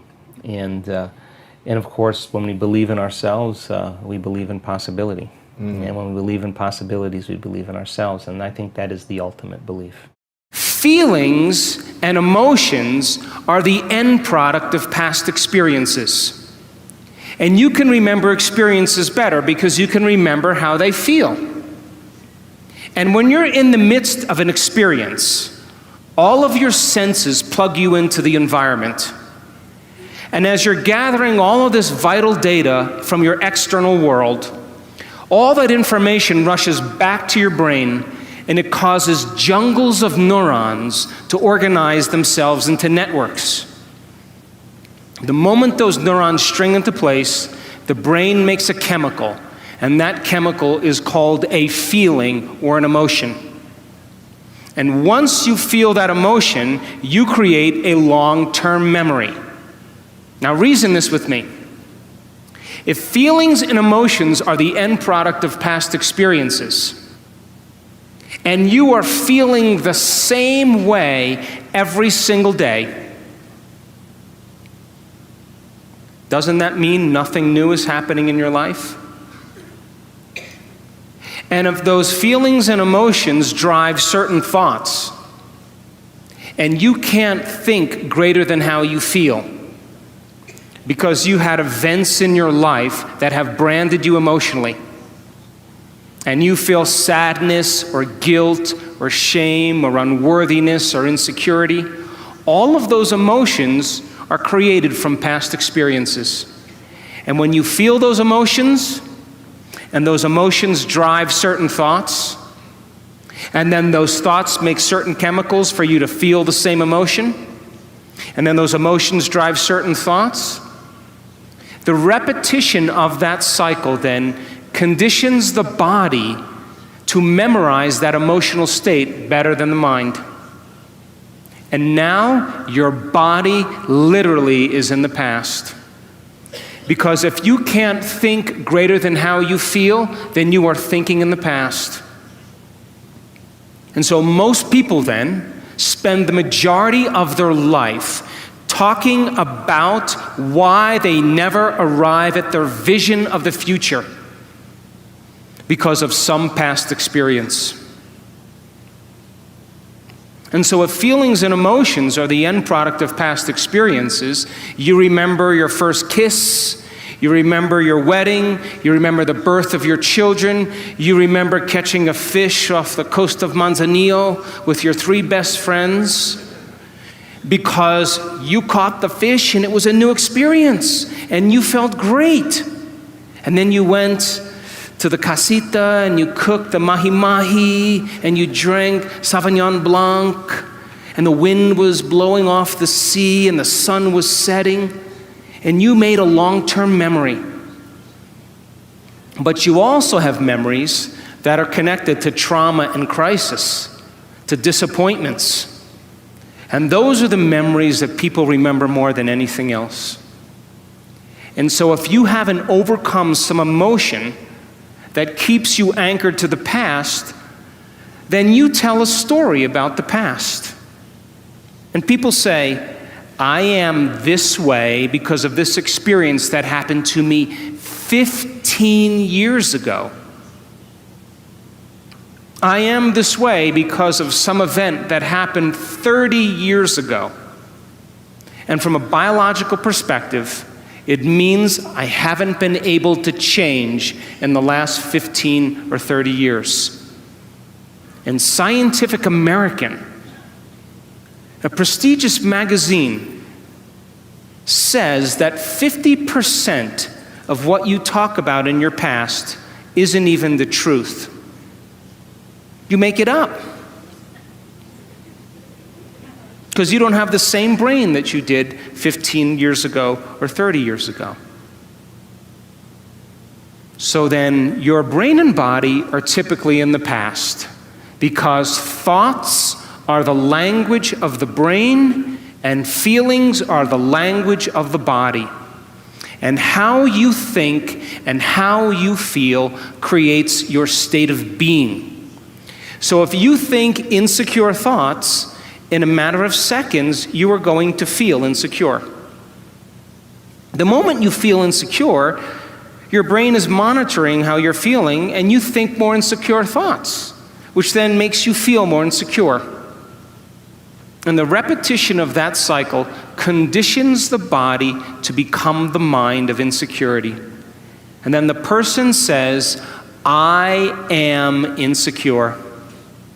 And whenever you say, I am anything, you are commanding your mind and body into a destiny. So then how do people change?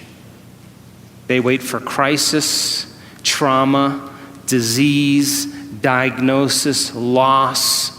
Something has to go wrong in their life where they feel so uncomfortable that they finally make up their mind to change. And why is that? Because after the trauma or the crisis, they don't feel like of themselves. And the moment they don't feel like themselves, they could actually observe themselves. Because they're looking at themselves through the eyes of someone else. But my message is, why wait? You can learn and change in a state of pain and suffering, or you can learn and change in a state of joy and inspiration. Memory is creative. That in fact, 50% of that story you embellish. People make up that story. Let me tell you why they make up that story. Because they excuse themselves for the fact that they haven't been able to change since that event. They'll have to make it sound worse than it really was. To make it harder to grow and change. So that they can reaffirm their limited sense of their inability to change. So then that story becomes more and more of a story, and it's less of the truth, because you got to work yourself up into a state. There were lions and tigers, and there was, there were helicopters, snowstorms, and everybody was firing bullets, worse than you could possibly imagine. And then you got to feel that emotion, right? And then you look at, oh yeah, it must have been really bad. Now that's your identity now. That's your identity. When things are bad, you feel bad. So there's dramatic contrast and polarity. And this is the realm of polarity, right? So how do you find the middle path? Well, the heart is the middle path. It's a union of polarity. It's a union of opposites. It's oneness. It's wholeness. And this is where we have to begin to create from. All of this down here is all humanity. This is all our animal nature. We get up in here, things change, right? You go from selfish to selfless. And something else happens. So it's really funny too, because when a lot of people come, they say, I don't know, I'm having difficulty opening my heart. I'm practicing, but I'm not feeling anything yet. And then it comes time to do our healings on other people. And the moment it's no longer about you, all of a sudden something happened. Well, of course, that's what the heart is about, right? So it comes in ways that we least expect at times. We have a huge frontal lobe, and it's 40% of our entire brain. And most people, when they have a thought, they just think that that's the truth. And I think one of my greatest realizations in my own journey was just because you have a thought doesn't necessarily mean it's true. So if you think 60 to 70,000 thoughts in one day, and we do, and 90% of those thoughts are the same thoughts as the day before, and you believe that your thoughts have something to do with your destiny, your life's not going to change very much, because the same thought leads to the same choice leads to the same behavior creates the same experience, and the same experience produces the same emotion. And so then the act of becoming conscious of this process to begin to become more aware of how you think, how you act, and how you feel, it's called metacognition. And so then why is that important? Because the more conscious you become of those unconscious states of mind and body, the less likely you're going to go unconscious during the day. And that thought is not going to slip by your awareness unchecked, because it means to know thyself. The word meditation means to become familiar with. So as you become familiar with the thoughts, the behaviors, and the emotions of the old self, you're retiring that old self. As you fire and wire new thoughts and condition the body into a new emotional state, if you do that enough times, it'll begin to become familiar to you. So it's so important, just like a garden. If you're planting a garden, you got to get rid of the weeds. You got to take the plants from the past year and you got to pull them out. The rocks that sift to the top that are like our emotional blocks, they have to be removed. The soil has to be tenderized and broken down. We have to make room to plant a new garden. So primarily, we learn the most about ourselves and others when we're uncomfortable. Because the moment you move into that uncomfortable state, normally a program jumps in. When that program jumps in, it's because the person doesn't want to be in the present moment and engage it consciously. So when you teach people how to do that with a meditative process, it turns out that when they're in their life, they're less likely to emotionally react. They're less likely to be so rigid and believe the thoughts they were thinking. They're more aware of when they go unconscious back into a habit, and that is what starts the process of change. And so we have to unlearn before we relearn. We have to break the habit of the old self before we reinvent a new self. We have to prune synaptic connections and sprout new connections. We have to unfire and unwire and refire and rewire. We have to unmemorize emotions that are stored in the body, and then recondition the body to a new mind and to a new emotion, like deprogram and reprogram. That's the act, and it's a two-step process. The stronger the emotion you feel from some event in your life, be it a betrayal or a trauma or whatever, the more altered you feel inside of you, the more you pay attention to the cause outside of you. So the brain takes a snapshot, It freezes an image and embosses that pattern neurologically in the brain. That's called a memory. So we create long-term memories from strong emotional events, okay? So is that true? I just want to understand. Maybe the larger the event in terms of its emotion to you, the stronger of a hold it has over you? Yeah, well, the more it's embossed in your biology. Okay. So some certain people have a strong experience in their life, and it catches all of the brain's attention. So now they think neurologically within the circuits of the past experience, and they feel chemically within the boundaries of those emotions. And so how you think and how you feel creates a state of being. Now here's the problem, that if you don't know how to mediate or control your emotional reaction to that event, and you keep that refractory period of chemicals going on for extended periods of time, so that the event produces a chemical change, and the body needs to return back to homeostasis or balance. But if it can't, then the elongation of that emotional reaction for weeks, say, for days or weeks, is called a mood. So you say, Ed, what's wrong with you? I'm in a mood. Why are you in a mood? Well, this thing happened to me 5 days ago, and I'm having one long emotional reaction. So then what you do is you keep telling the story about it, keep firing and wiring the same circuits, and you keep conditioning the body into the past. So then you wake up in the morning, you look for the emotion. So then now, all of a sudden, you keep it lingering for weeks or months. That's called the temperament. Well, why is he so angry? I don't know. Let's ask him. Why are you so angry? Well, this thing happened to me 8 months ago. I'm having one long emotional reaction. I'm memorizing my emotions. You keep it going on for years on end. That's called a personality trait. So then a person then is memorizing themselves by living in the past. And so then you say to them, well, tell me the story. Now, the latest research on memory says that 50% of what we talk about in our past isn't even the truth. So we make stuff up about the past. In other words, people are reliving a life that they didn't even have just to reaffirm that they can't change, right? So then what's the significance of this? Where you place your attention is where you place your energy. Period. So then the stronger the emotion that you have to some problem or condition or person in your life, the more you're paying attention to them. So they captured your attention. So you're giving your power away to that person, right? Because they're capturing your attention. So then there's an energetic connection to every person, everything in your past, present reality has your energy connected to it. So now, this is the significance. When a person really decides to be defined by a vision of the future instead of the memory of the past, the hardest part about it is all of a sudden becoming conscious and not making the same unconscious choice. So then, if you lower the volume to your frustration, to your hatred, to your anger, if you truly knew how to do that, if you lowered the volume to that emotion, you would take your attention off that person, which means you would begin to break those energetic bonds, and now you're taking your power back. 3 types of stress: physical, chemical, and emotional. Physical stress, trauma, accidents, injuries, falls.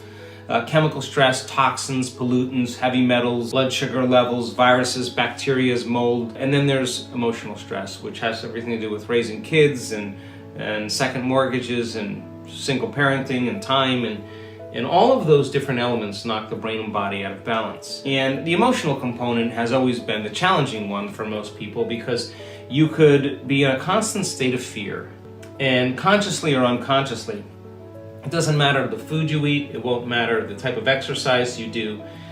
If you're living in fear, the body is not in any state for growth and repair. So we have to face this one important element, and this is a time now where we have to be greater than our fear. If you're sitting down and you start thinking about some future worst case scenario that you're conjuring up in your mind, and you begin to feel the emotion of that event, your body doesn't know the difference between the event that's taking place in your world, outer world, and what you're creating by emotion or thought alone. So most people then, they're constantly reaffirming their emotional states. So when it comes time to give up that emotion, they can say, I really want to do it, but really the body is stronger than the mind because it's been conditioned that way. So the servant now has become the master. And the person, all of a sudden, once they step into that unknown, they'd rather feel guilt and suffering because at least they can predict it. Being in the unknown is a scary place for most people because the unknown is uncertain. People say to me, well, I can't predict my future. I'm in the unknown, and I always say the best way to predict your future is to create it. Not from the known, but from the unknown. What thoughts do you want to fire and wire in your brain? What behaviors do you want to demonstrate in one day? The act of rehearsing them mentally, closing your eyes, and rehearsing the action. The rehearsing the reaction of what you want, or the action? The action of what you want. By closing your eyes and mentally rehearsing some action. If you're truly present, the brain does not know the difference between what you're imaging and what you're experiencing in 3D world. So then you begin to install the neurological hardware in your brain to look like the event has already occurred. Now, your brain is no longer a record of the past. Now it's a map to the future. And if you keep doing it, priming it that way, the hardware becomes a software program, and who knows, you just may start acting like a happy person. I'm not the type of guy who sits in my house meditating 24 hours a day and expect things to come to me. I'm a pragmatist. I'm a practical person. I'm going to take value in information, I'm going to apply it and see if I can gain more value from it. So the message is not to sit and meditate and just receive universal love and do nothing else, because my message is to not disengage in life, but to fully engage in life. That's my message. Think of your autonomic nervous system as the automatic nervous system. And I've been saying for years that autonomic is synonymous with automatic, and it's that part of our systems, a part of our nervous system that functions behind the scenes of our awareness, and it regulates body temperature and hormones and blood supply and blood sugar levels, and it happens without any of our conscious mind. So in the autonomic nervous system, there are two branches. So one is the sympathetic nervous system, and its job is for protection from threats and dangers in our outer environment. And think of the sympathetic nervous system as the gas pedal. And when there's a danger to the gross anatomy of the body by something in our outer world that we can perceive with our senses, this system is switched on automatically. And once it turns on, there's a host of physiological functions that begin to happen automatically. And when that occurs, we're mobilizing all of the body's energy, all of the body's resources for that threat or that danger to deal with it. And when it's switched on, we don't go half in, we go all the way in, because we have to make sure that the body is going to survive in a threat or a danger in the outer environment. And when there's a release of all those adrenal hormones, we're tapping the body's resources and we're mobilizing all of its energy. And pupils dilate, salivary juices shut off, respiratory rate increases, heart rate increases, blood is sent to the extremities, glucose is mobilized, the immune system dials up and then it dials down.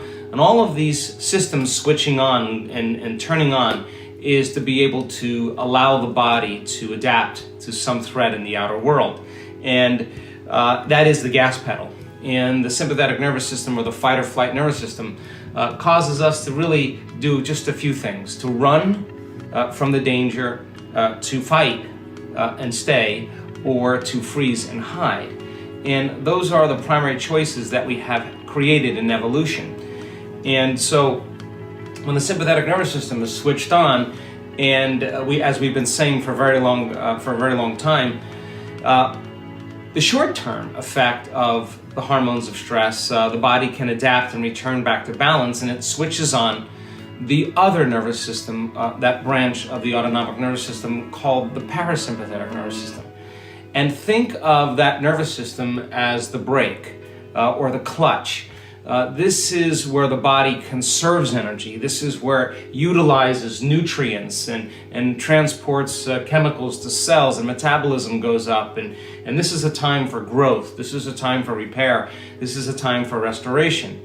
And there's a delicate balance between the sympathetic nervous system and the parasympathetic nervous system. And so then when you're feeling constant fear, when you're feeling constant anger or aggression, when you're feeling constant pain and suffering, and you're living by the hormones of stress, what was once very adaptive is now very maladaptive, because if stress is knocking your brain and body out of balance, and the stress response is what the body does to return it back to order, if we're living in constant fear, then we are tapping the body's vital resources, and there's no energy for growth, repair, restoration. There's no energy for long-term building projects. Crossing that river of change from the old self to the new self, there's a neurological, a biological, a chemical, a hormonal, a genetic death of the old self.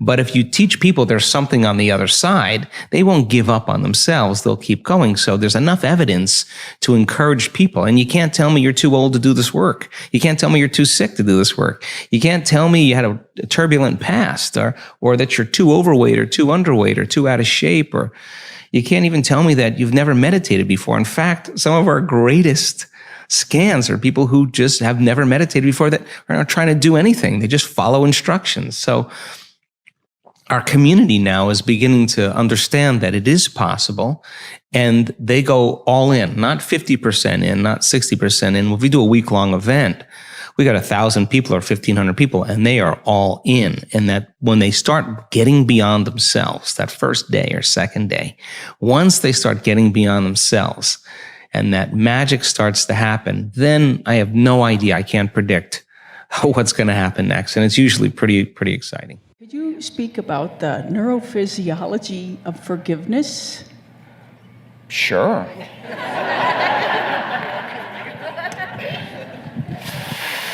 Think about frozen circuits. Frozen circuits are hardwired circuits.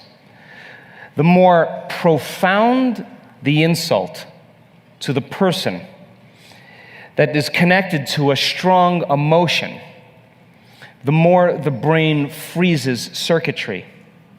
The more we think about the experience, the more we fire and wire the circuits in our brain. Yes or no?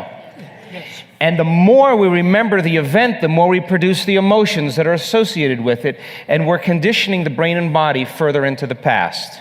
Yes or no? Yes. And you keep doing it enough times, it's no longer conscious that you're holding a grudge.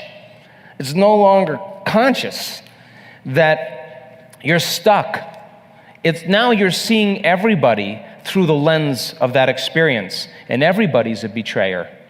Everybody can't be trusted.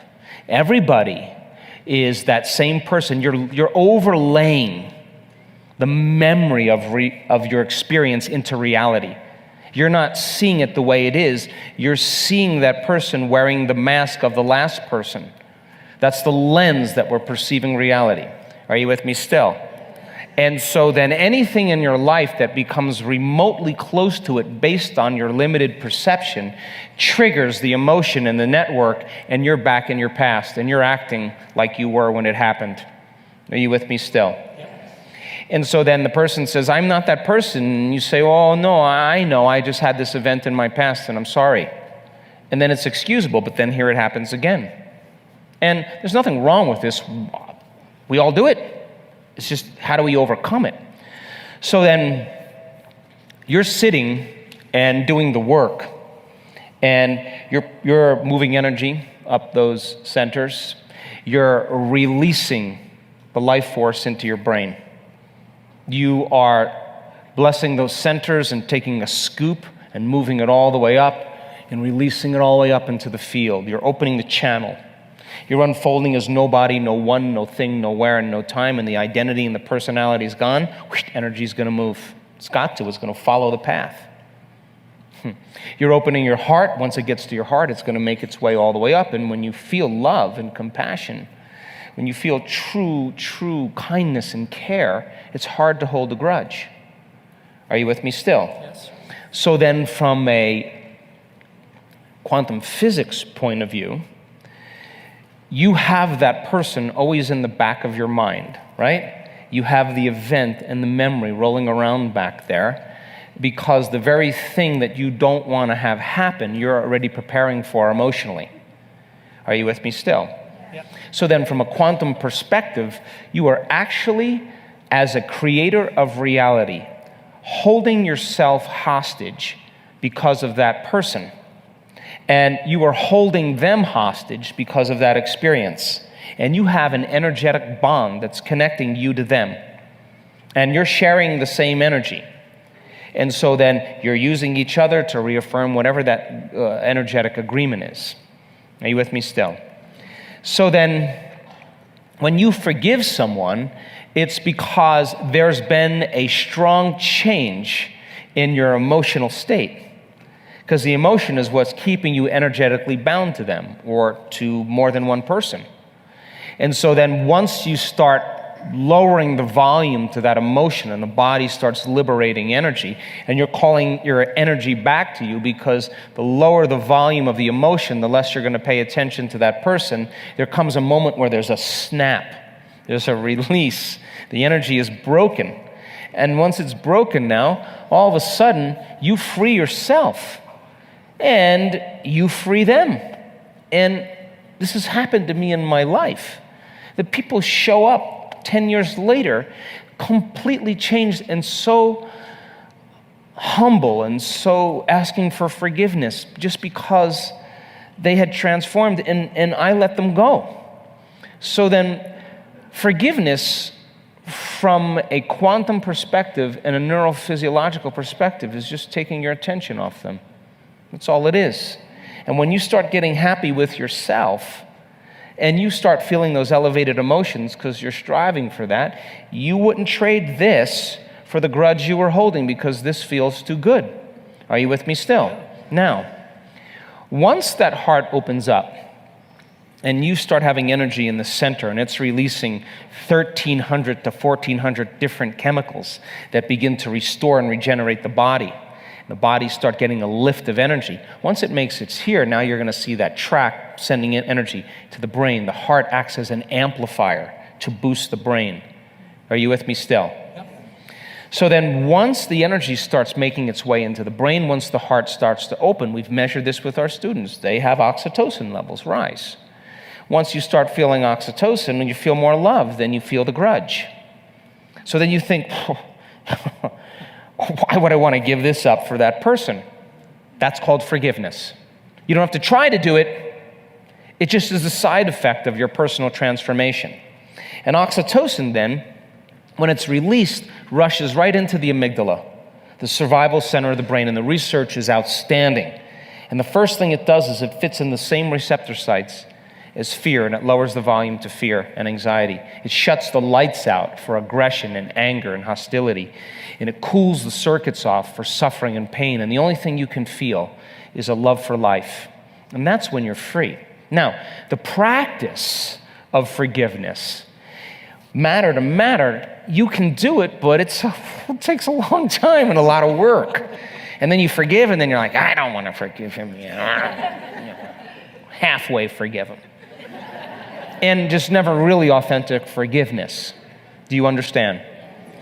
And you know, there was a woman that came to our work, and she was raped by 4 men when she was a teenager, and it was abusive. And she had severe night terrors, severe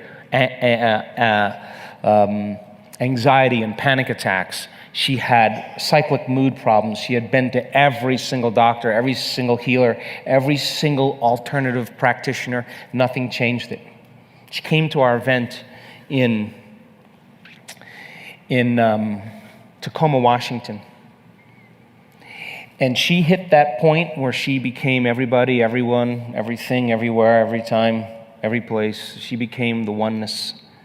And that frequency had a message for her, and it said, and she was in incredible bliss when this happened.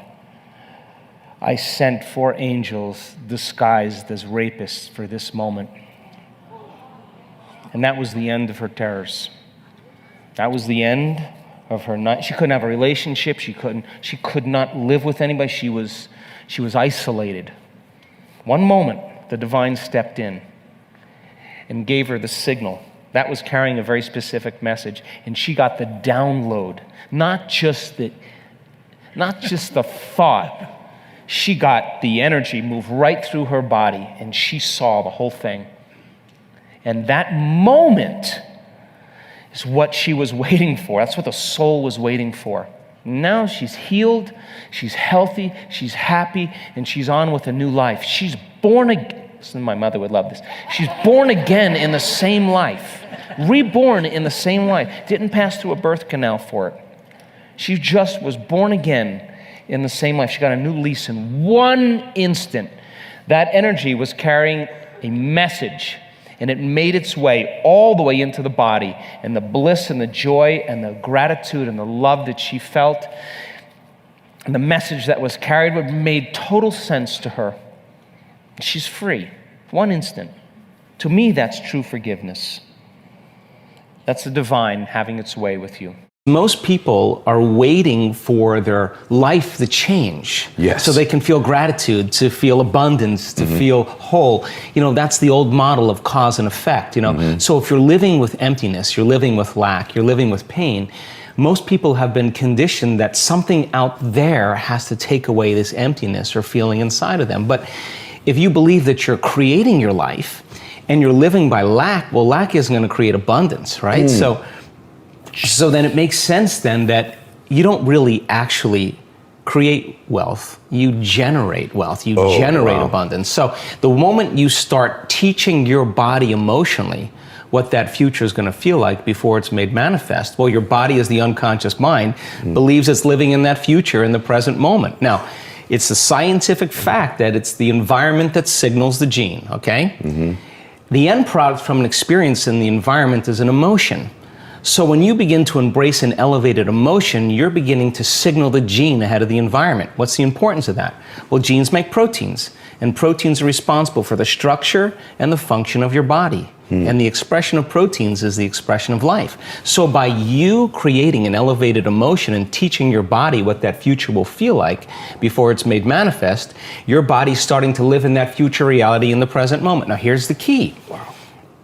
If you were able to become familiar with gratitude, become familiar with wholeness, become familiar with abundance, to become familiar with freedom, and you're able to generate those chemicals every single day, more than likely you would be walking around feeling like your future has already happened, and you would no longer be looking for it to happen. You would already feel like it has happened. Now, what is the importance of that? Well, you're literally becoming somebody else. So you're leaving your lack, you're leaving your guilt, you're leaving your emptiness behind. Your personality, literally, Ed, is made up of how you think, how you act, and how you feel.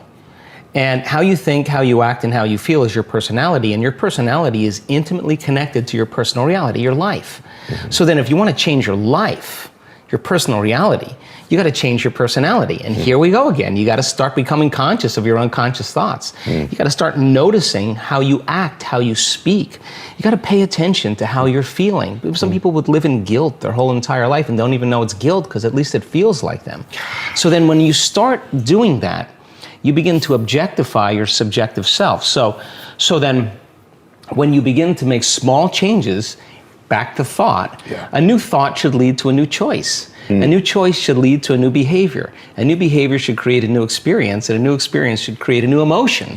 And that new emotion is teaching your body chemically to understand what your mind has intellectually understood. Now your body is embodying the truth, right? I believe in human possibility, human potential, and I think that one of our biggest limiting beliefs is the belief of how limited we really are.